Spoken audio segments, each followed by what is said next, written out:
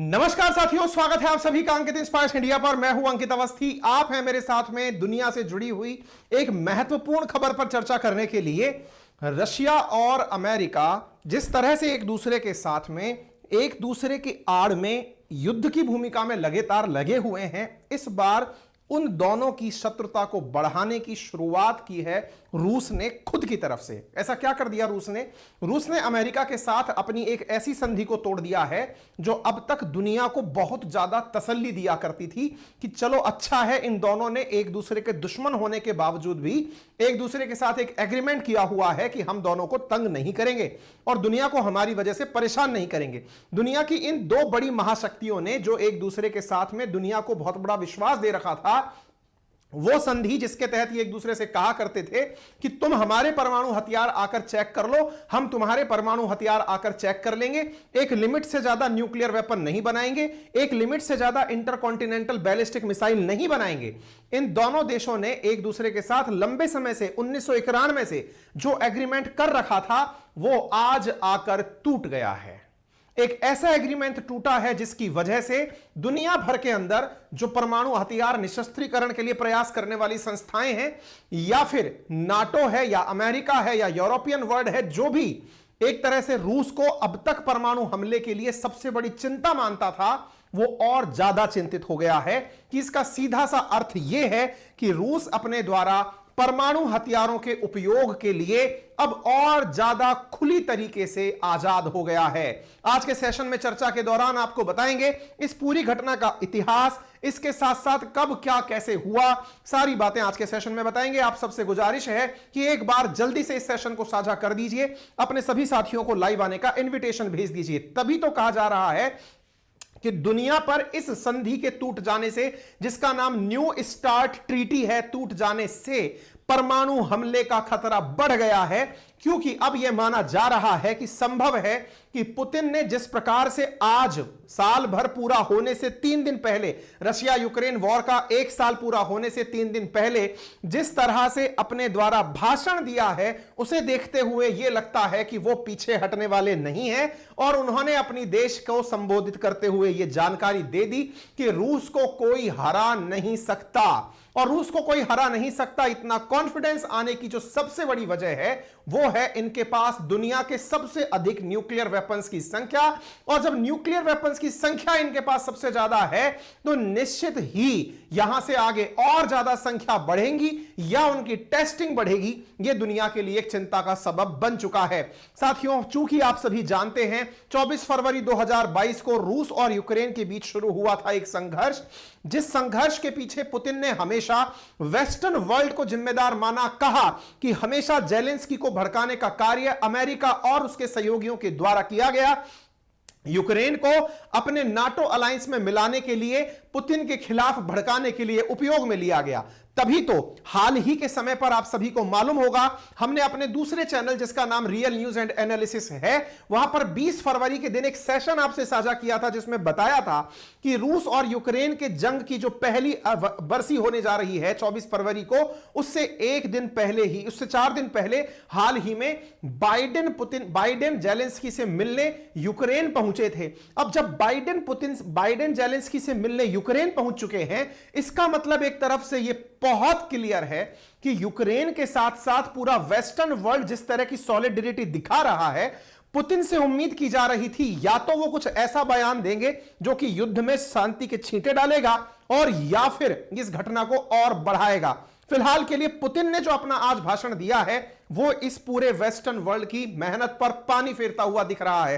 क्योंकि इस समय पर लगातार जेलेंस्की के द्वारा फ्रांस की, यूके की, यूरोपियन यूनियन की जो यात्राएं की गई या अमेरिका की जो यात्राएं की गई, साथ में ही दुनिया भर के राजनेताओं के द्वारा यूक्रेन की जो यात्राएं की गई, वो ये दिखाने के लिए थी कि हम यूक्रेन के साथ हैं, रशिया को धमकाने के लिए पर्याप्त हैं। लेकिन रूस इन सभी प्रभावों से अप्रभावित रहते हुए अपने द्वारा आज एक भयानक भाषण दे दिया है। और इस भाषण में उन्होंने पूरी तरह से एक लाइन जो पूरी दुनिया को क्लियर कर दी है कि Putin pulls back from last remaining nuclear arm control pact with the US, Putin moves on nuclear treaty में signal end to formal arm control.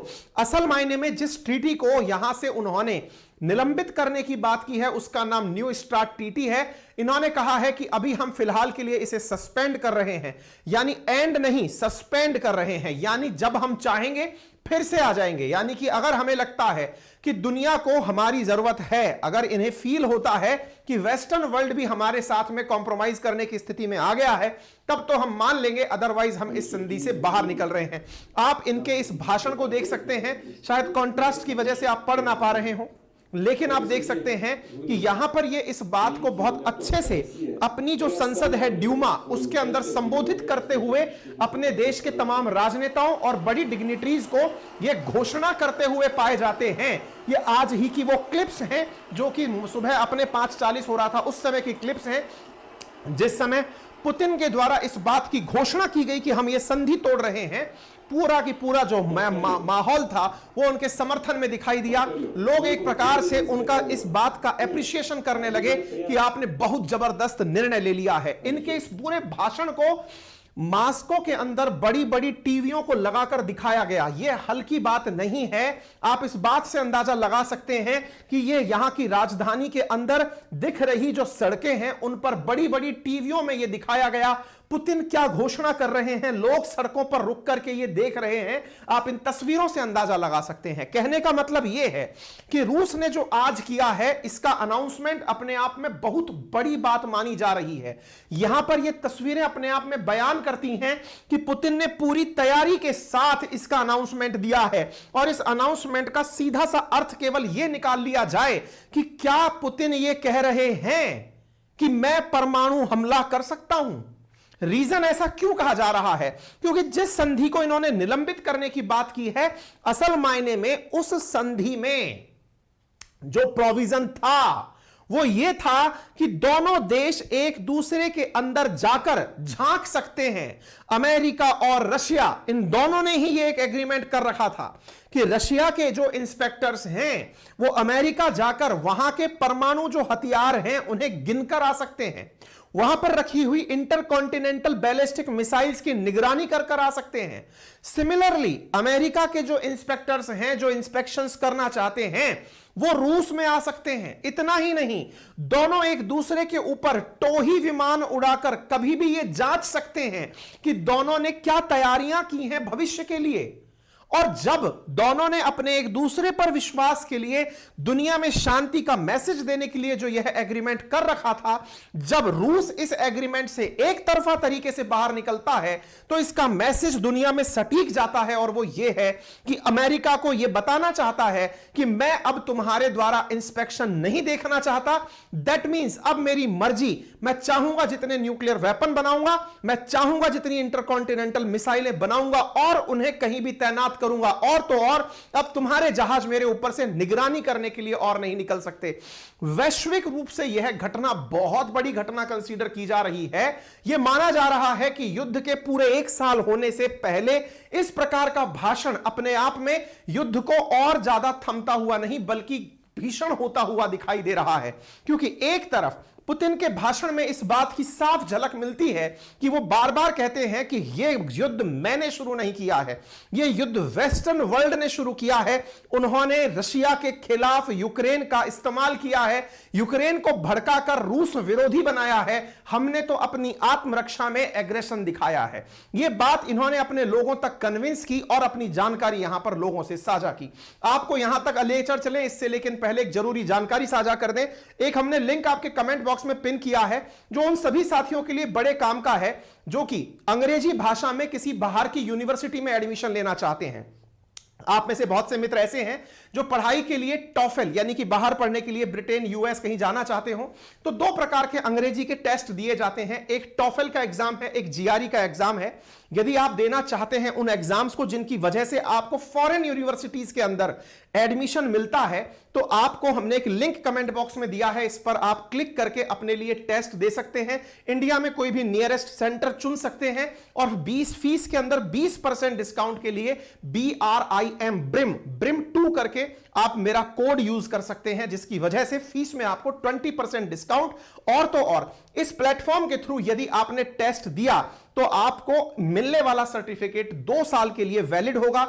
India नहीं वर्ल्ड के किसी भी कॉलेज में इंग्लिश प्रोफिशिएंसी के लिए आपकी क्वालिफिकेशन के रूप में काम किया जाएगा। इंजीनियरिंग वाले विद्यार्थियों के लिए यह बड़े काम की चीज है।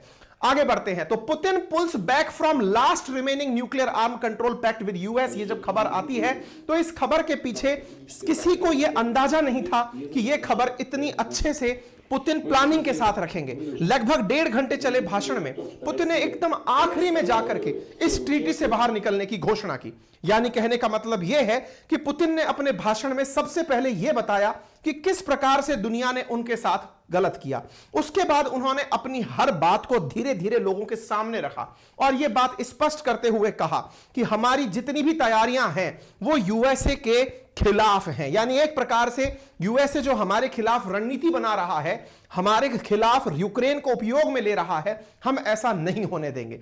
अब यदि आपको थोड़ा सा इसका इतिहास जानना है कि यह ट्रीटी क्या है तो मैं आपको थोड़ा सा बेसिक लेकर चलता हूं। असल मायने में अमेरिका और यूएसएसआर ने 1991 में, देखिए कोल्ड वॉर जब समाप्त हुआ 1991 में, तो जो सोवियत रूस है वो 15 देशों में टूट गया था। 1991 के अंदर अमेरिका और यूएसएसआर ने मिलकर के एक एग्रीमेंट किया जिसको स्ट्रेटेजिक आर्म रिडक्शन ट्रीटी कहते हैं और इस ट्रीटी को साइन करके 1994 में लागू कर दिया गया। क्या था इसके अंदर? इसमें यह निर्धारित किया गया कि दोनों देश 6000 से ज्यादा न्यूक्लियर वेपन नहीं रखेंगे। यानी परमाणु जो बम है वो एक अमेरिका अगर 6000 बम रखता है तो यूएसएसआर भी 6000 रखेगा। साथ में एक कॉन्टिनेंट से, जैसे अमेरिका से यूरोप पर जाने वाली मिसाइल या फिर यूरोप से एशिया में जाने वाली इंटरकॉन्टिनेंटल मिसाइलों की संख्या दोनों देश 1600 से ज्यादा नहीं रखेंगी। यह एग्रीमेंट दोनों देशों ने शुरुआत में किया। एक प्रकार से यह समझिए कि इस एग्रीमेंट के माध्यम से शीत युद्ध समाप्त होने पर अमेरिका ने यूएसएसआर पर एक बढ़त प्राप्त की, क्योंकि अपनी नीतियों के चलते यूएसएसआर टूट चुका था। तो अमेरिका यह चाहता था कि किसी ना किसी प्रकार से यूएसएसआर को आगे किसी प्रकार से भड़काऊ काम ना करने से रोका जाए और इसी के निर्धारण करते हुए इन्होंने अपने द्वारा यह ट्रीटी की।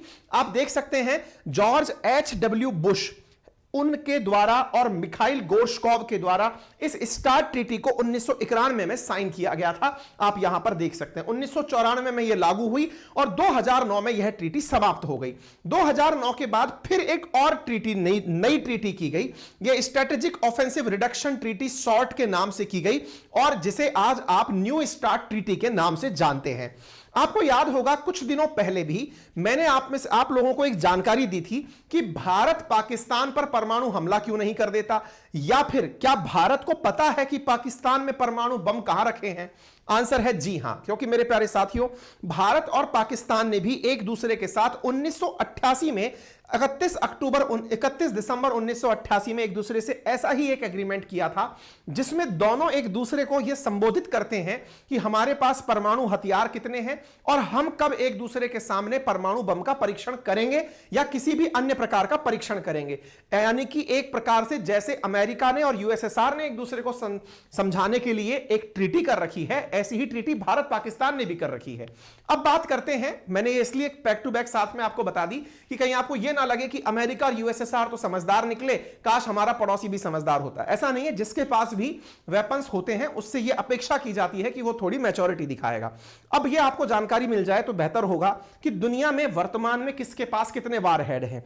1991 में जो ट्रीटी स्टार्ट ट्रीटी के नाम से साइन की गई थी अमेरिका और यूएसएसआर के द्वारा, उसमें यह निर्धारित किया गया था कि 6000 से ज्यादा न्यूक्लियर बॉम्ब नहीं रखे जाएंगे। आप यहां देख सकते हैं रूस के पास इस समय 6257 न्यूक्लियर बॉम्ब हैं। आप एक तरफ दूसरा फिगर देखें, यहां खड़े हैं हम, इंडिया के पास 160 और पाकिस्तान के पास 165 न्यूक्लियर बम हैं। ऐसे ही अमेरिका के पास 5550 न्यूक्लियर बम हैं। यानी दुनिया का अधिकांश न्यूक्लियर जो मसला है, असला है, वो किन दो देशों के पास है? यूएसए और रशिया के पास में है। लेकिन यह नंबर यहीं रुक गया। इसके पीछे का बड़ा कारण यही ट्रीटी है, क्योंकि इस ट्रीटी में यह निर्धारित कर दिया गया था कि इस नंबर को अब और नहीं बढ़ाएंगे। दुनिया में परमाणु शक्ति संपन्न और देश भी होते चले गए। दुनिया में 13,132 वारहेड इस समय न्यूक्लियर वेपन्स के दुनिया के पास में हैं, ऐसा माना जाता है। अच्छा, अब थोड़ा आगे बढ़ते हैं। इसके बाद में हमने आप लोगों को यह भी बताना है कि सर एक चीज आपने बताई कि न्यूक्लियर बॉम्ब को लेकर क्राइटेरिया था। आईसीबीएम को लेकर के भी कोई क्राइटेरिया बना था क्या? इंटरकॉन्टिनेंटल बैलिस्टिक मिसाइल को बिल्कुल बना था। तो आपने सुना कि अभी मैंने आपसे कहा अमेरिका और यूएसएसआर दोनों ने यह निर्धारित किया था कि 1600 से ज्यादा हम एक दूसरे के पास इंटरकॉन्टिनेंटल यानी एक कॉन्टिनेंट से दूसरे कॉन्टिनेंट पर मार करने वाली मिसाइलें नहीं रखेंगे। क्या इंडिया के पास में कोई आईसीबीएम है क्या? जी हां, आपको कुछ दिनों पहले मैंने अग्नि 5 के बारे में बताया था और कहा था कि अग्नि 5 पर जो चीन का डर था वो सही निकला, क्योंकि चीन बराबर यह कह रहा था कि भारत ने आईसीबीएम का परीक्षण किया है अग्नि 5 के माध्यम से, यानी जिसकी रेंज 7000 किलोमीटर से ज्यादा है। इंडिया ऑफिशियली अनाउंस नहीं करता, लेकिन दुनिया मानती है और जानती है कि इंडिया आईसीबीएम रखता है। यह आईसीबीएम क्या होती है? देखिए, मिसाइल्स को आप अगर उनके अलग अलग क्राइटेरिया के आधार पर डिस्ट्रीब्यूट करें, जैसे इंसानों को आप कई बार विभेदित करते हैं, वेजिटेरियन, नॉन वेजिटेरियन, पतला, मोटा, गोरा, काला, इस प्रकार से जब आप क्लासिफिकेशन करते हैं तो मिसाइलों को भी अलग अलग आधार पर 5 मुख्य भागों में बांटा जाता है। टाइप्स जो हैं, या तो वो क्रूज मिसाइल या बैलिस्टिक मिसाइल होती हैं। लॉन्च मोड के आधार पर वो जमीन से चलने वाली, पानी से चलने वाली, हवा से चलने वाली, अलग अलग मोड के आधार पर भी मिसाइलें होती हैं। लेकिन जिसकी सबसे ज्यादा वैल्यू होती है वो होती है रेंज की, कि कितना दूर तक मिसाइल मार करेगी। उनमें जो सबसे दूर की मिसाइल मानी जाती है उसे इंटरकॉन्टिनेंटल बैलिस्टिक मिसाइल कहा जाता है। यानी एक कॉन्टिनेंट यानी एशिया से चली तो अमेरिका जाकर गिरे, इंटरकॉन्टिनेंटल। ऐसी मिसाइलें रेंज के आधार पर सबसे खतरनाक मिसाइलें मानी जाती हैं। अब इन मिसाइलों में, इंटरकॉन्टिनेंटल बैलिस्टिक मिसाइलों में कौन सा देश कितना महारत रखता है और किस देश के पास कितनी मिसाइलें हैं, कौन सा देश मिसाइलें रखता है? तो दुनिया में रूस, अमेरिका, चीन, फ्रांस, इजराइल, ब्रिटेन, उत्तर कोरिया समेत भारत वो 8 देश हैं जिनके पास में इंटरकॉन्टिनेंटल बैलिस्टिक मिसाइल है। दुनिया में उत्तर कोरिया इसीलिए सबसे बड़ी चिंता का बात है कि इसके पास न्यूक्लियर वेपन भी है और इंटरकॉन्टिनेंटल बैलिस्टिक मिसाइल भी है। ये दोनों चीजें होना उत्तर कोरिया को दुनिया के लिए सबसे डेंजरस कंट्री बनाता है। पर आज चूंकि बात अमेरिका और रशिया की हो रही है तो इससे फिलहाल के लिए ध्यान हटाते हैं। अब रशिया ने यह कहा है कि वो कितनी इंटरकॉन्टिनेंटल बैलिस्टिक मिसाइल बनाएगा ये दुनिया को नहीं बताएगा। इसका मतलब यह हो गया कि कोई केवल खुद के लोगों को डराने के लिए मिसाइल थोड़ी बनाएगा, उनका उपयोग भी किया जा सकता है और रूस ने तो करके दिखाया भी है। आपको जानकर आश्चर्य होगा कि बाइडेन जिस समय कीव की यात्रा पर थे उस समय आज जानकारी सीएनएन के द्वारा यह निकल कर आ रही है कि रूस ने अपनी सबसे तेज चलने वाली मिसाइल का परीक्षण उसी दिन किया था जिसका नाम सरमत मिसाइल है। यह माना जा रहा है कि रूस के द्वारा सरमत मिसाइल का परीक्षण बाइडेन की यात्रा के दौरान किया गया था। और तो और आप जानकर आश्चर्य करेंगे, लोगों ने जिस चीज की मजाक बनाई थी कि रशिया का जो जासूसी तंत्र है वो विफल रहा, असल मायने में पुतिन ने उनकी यात्रा के दौरान मिसाइल परीक्षण करके, रशियंस ने मिसाइल परीक्षण करके अमेरिका को यह मैसेज दिया था, पता हमें सब है, हम मिसाइल परीक्षण कर रहे हैं जो 2022 से प्रस्तावित था, बाइडेन की यात्रा पर कर रहे हैं, यानी सतर्क रहिए, हमें अंडर एस्टिमेट मत करिए। कहने का अर्थ यह है कि दुनिया में जो चीजें वेस्टर्न मीडिया डालता है कि रूस का स्पाई तंत्र विफल रहा, वो रूस ने आज क्लियर कर दिया। और रूस ने नहीं, अमेरिकी मीडिया ने क्लियर कर दिया कि इन्होंने तो उस दिन मिसाइल चलाई थी, आईसीबीएम चलाई थी, टेस्टिंग कर दी थी। हालांकि वो टेस्ट इन्होंने कहा कि फेल हो गया, ये कहने के लिए था टेस्ट फेल हो गया, मतलब हमने चलाई थी लेकिन तुमको यह बताने के लिए कि हां हल्के में मत लेना, हम सेम डे मिसाइल चला सकते हैं। ठीक है ना? तो कहने का मतलब यह है, जिसके लिए यूक्रेन यह कह रहा है कि हमने नो फ्लाई जोन बना दिया था, नो वॉर जोन डिक्लेयर कर दिया था, रूसिया इस बात से भी नहीं डरा था। ठीक है, तो फिलहाल के लिए जो सूचना आप सुन रहे हैं कि न्यू स्टार्ट ट्रीटी, जिसको कि फिलहाल एंड किया गया है, यह कब साइन हुई थी तो इसके बारे में जानकारी रख लीजिए। यह ड्राफ्ट की गई थी 2009 में और इस पर साइन हुआ था 8 अप्रैल 2010 में। 5 फरवरी 2011 से यह एक्टिवेट हुई थी और यह संधि जो है 5-5 साल के लिए आगे बढ़ रही थी। फिलहाल 2026 तक यह चलने वाली थी, लेकिन फिलहाल इसे सस्पेंड कर दिया गया है। 21 फरवरी 2023 यहां पर लिखा आ रहा है कि यह तब तक ही रही, उसके बाद सस्पेंड कर दी गई। इस ट्रीटी के अंदर क्या था? क्या 6000 और 1600 का ही क्राइटेरिया था क्या? नहीं, इसमें कुछ क्राइटेरिया बदल दिए गए थे, कुछ अलग प्रकार के भी इसमें वेपन्स डाल दिए गए थे। अब चूंकि इसका कोई महत्व नहीं रह गया है तो इस बात को और ज्यादा जानने की आवश्यकता नहीं है।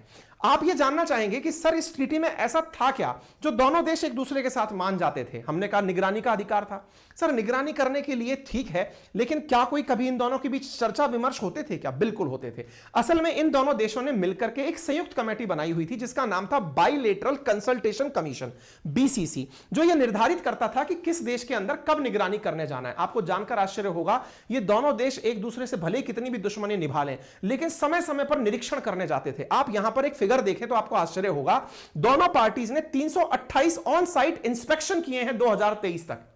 आप जानकर इससे अंदाजा लगाएं कि 25,311 नोटिफिकेशन, 19 मीटिंग्स जो है बाइलेटरल कंसल्टेटिव कमीशन की हुई हैं, 42 बाई एनुअल डेटा एक्सचेंज हुए हैं एक दूसरे को यह बताने के लिए कि हमारे वेपन कहां हैं और क्या कर रहे हैं। यानी इन दोनों देशों ने दुनिया में भले कितनी भी दुश्मनी निभाई हो, लेकिन इतने सख्त समय पर भी इन्होंने एक दूसरे के प्रति विश्वास दिखाया था। वो विश्वास आज टूटा है। आप इस बात का थोड़ा सा इतिहास और जान लें। जब से कोरोना आया है तब से एक दूसरे के पहले ही विजिट नहीं हो पा रही थी, उसके बाद रशिया यूक्रेन हो गया तो फिर विजिट नहीं हो पाई। 2022 के एंड में अमेरिका ने कहा कि हमें विजिट करने आना है, रशिया ने मना कर दिया। यह माना जा रहा है कि इसी दौर में जब यूक्रेन रशिया वॉर हुआ, उससे पहले कोरोना काल और रशिया यूक्रेन, इस बीच में पुतिन ने अपनी सारी स्ट्रेटेजीज बदली हैं। तभी अमेरिका इस बात से बहुत ज्यादा आशंकित है कि यूक्रेन बॉर्डर पर इन्होंने अपनी आईसीबीएम तैनात कर रखी हैं और परमाणु हथियार पूरी तरह डिप्लॉयड हैं। जो अमेरिका के द्वारा बार बार न्यूज निकाली जाती है ना कि यह परमाणु हमला कर सकता है, उसके पीछे का बहुत बड़ा कारण यह है कि रूस ने आखिरी 3 साल से इस ट्रीटी की पालना सही मायने में करी नहीं है। उनको इंस्पेक्शन करने का अधिकार नहीं दिया, और जब प्रेशर बढ़ने लगा तो ऑफिशियली अनाउंस कर दिया कि जाओ, मैं नहीं मान रहा। दैट मीन्स इसने पहले से ही इस ट्रीटी को तोड़ने की मंशा बना रखी थी, और रूस के द्वारा अगर यह ट्रीटी तोड़ने की बात की गई है तो यह अगेन दुनिया को समझने की आवश्यकता है कि चीजें सही दिशा में आगे नहीं बढ़ रही हैं। उम्मीद है कि आपको ये न्यूज जो हम बता रहे हैं कि रशिया सस्पेंड स्पार्ट, ये सब चीजें कहीं ना कहीं आपको ये मायने रखती होंगी और भविष्य की संभावनाओं को लेकर के आशंकित करती होंगी। फिलहाल के लिए इतना ही। जानकारी अगर आपको पसंद आई हो तो अपने सभी साथियों के साथ इसे साझा करें। चैनल पर नए हैं तो चैनल के राइट हैंड कॉर्नर में एक सब्सक्राइब का बटन दिया हुआ है, उसे आप क्लिक कर दें, जिसे दबाने का कोई चार्ज नहीं लगता, लेकिन आपके सब्सक्राइब कर देने पर भविष्य में जब भी हमारा कोई वीडियो आता है तो आप तक नोटिफिकेशन पहुंच जाएगा। चैनल को शेयर और लाइक करना बिल्कुल भी ना भूलें। बाकी आपकी क्या राय है वो हमें कमेंट बॉक्स में जरूर बताएं।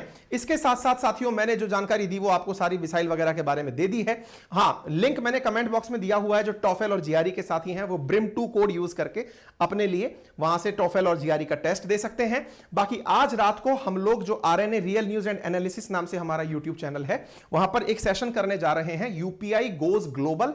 भारतीय यूपीआई के साथ जुड़ा सिंगापुर का पे नाउ, समझेंगे इस पूरी कहानी को और महत्व को जानेंगे किस प्रकार से भारत वैश्विक रूप से रुपी का एक्सेप्टेंस बढ़ा रहा है। इतना ही नहीं, यदि आप में से कोई भी साथी हमारे साथ जुड़ करके बेसिक्स में यानी फाउंडेशन लेवल पर हिस्ट्री, ज्योग्राफी, पॉलिटी, इकोनॉमी पढ़ना चाहता है तो हमारा एप्लीकेशन आ चुका है आरएनए बाय अंकित अवस्थी के नाम से, जिसे भी हम कमेंट बॉक्स में आपके साथ साझा करेंगे।